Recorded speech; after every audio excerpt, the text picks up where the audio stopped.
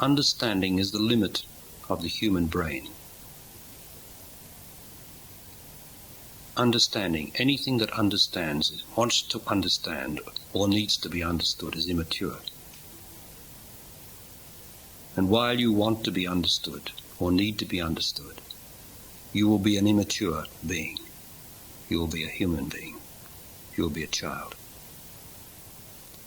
Now, may I ask you, when did you last ask someone to understand you?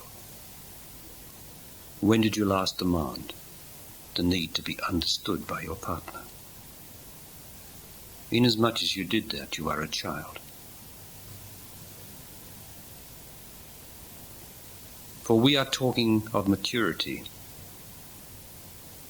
And if you're going to talk to a child, do not ask it to understand you. Your job is to be straight and clear and true to it, and speak straight with fact and reality to it. Then there's no need of understanding. That will just happen automatically, naturally. But we ask to be understood when we are not being straight and clear. We demand some sort of feedback that we're being understood. That is not necessary. If I walk into a room, I don't need to understand the room, do I? I see the room. Everything is in its place. God, for instance, has no understanding. God does not understand you. God knows you. If you say you understand your children, there's certain understanding of its behavioral patterns. But you do not understand your child. You love your child, or you know your child. That eliminates this need to be understood or have understanding. Because when you understand this, you won't understand that, and you'll be confused again by its actions. But if you know your child, if you know human nature, if you know ignorance which is in yourself, and therefore can be known, and once you know it, you don't need to understand it, do you? Have you had that sinking feeling lately, where everything's falling away from under you, or you're falling away? All that means is that you are falling out of the path of understanding, the so-called spiritual path that does not exist. You have to fall through that without trying to understand it. That is the sinking feeling. Stay present. Don't lose yourself. Be yourself. And don't try to understand what's happening. You already know.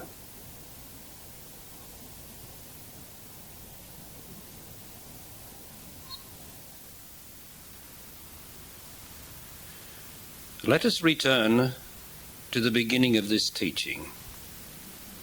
Let us return to the beginning of time.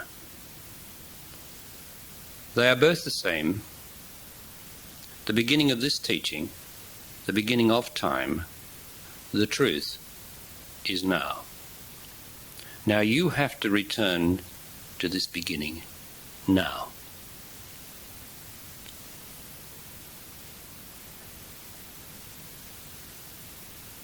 What is the truth of now? I'm asking you the question. I'm asking you the question now. What is the truth of now? I'm asking you again. What is the truth of Jesus Christ? What is the truth of Buddha? What is the truth of Krishna?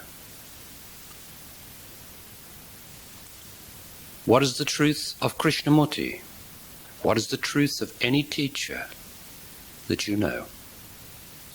What is the truth now for you of anything that you believe in or have faith in? What is the truth of it now? The truth is now. The truth is that life is right now. Please look at that word. Life is right here now. Now, if you're going to project yourself backwards or forwards by any analytical thought, you are going to enter time. Any judgment of what I am saying, instead of listening, receiving, is going to make time. What is the truth of life now? It is now.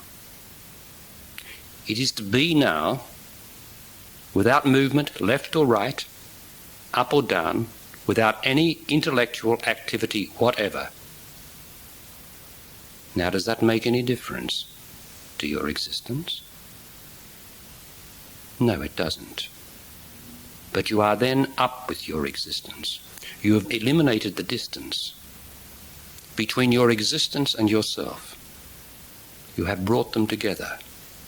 There is now no time but the passage of events or action. And events or action is timeless.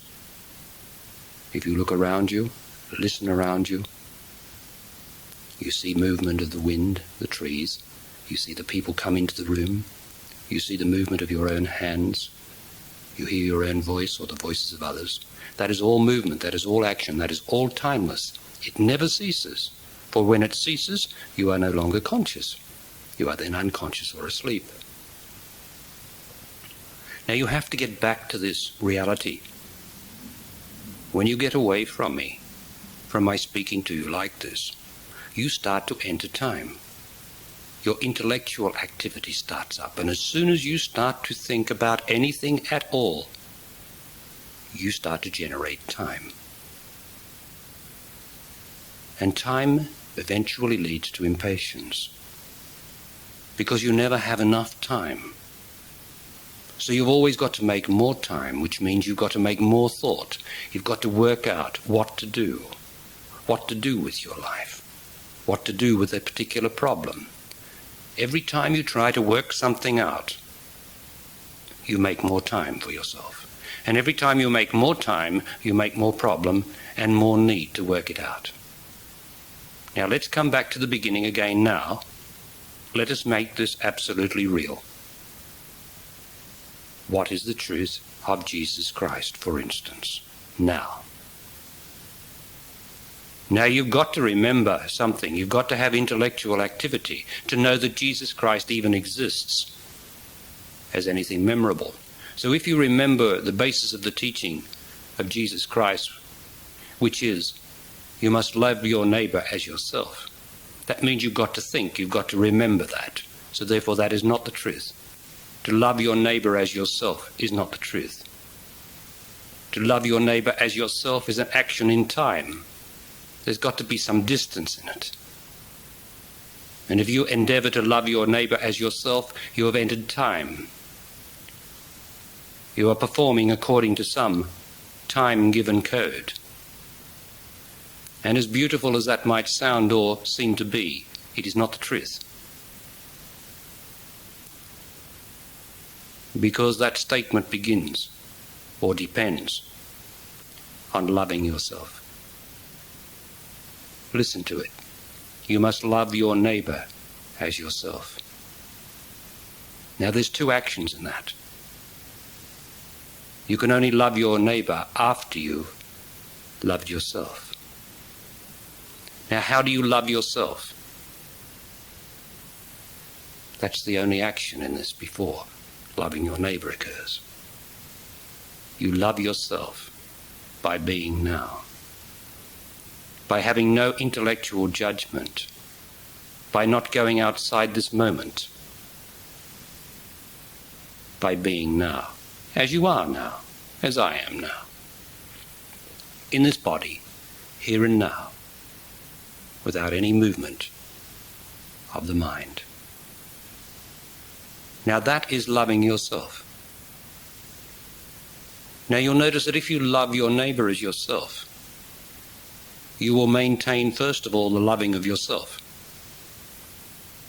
Now what people do, of course, is they forget to love themselves, so they leave the presence of now, the presence of being now, and then try to love their neighbor in time, which means separate from themselves. And it doesn't work. There is no need to love your neighbor as yourself once you love yourself. The only way you can love yourself is to be yourself. And love, of course, is union. So there's no time in love. There's no time in being. So love and being yourself are precisely the same thing, and they all come down to now. This is the love that passes all understanding. To be now, to love life sufficiently to be life now.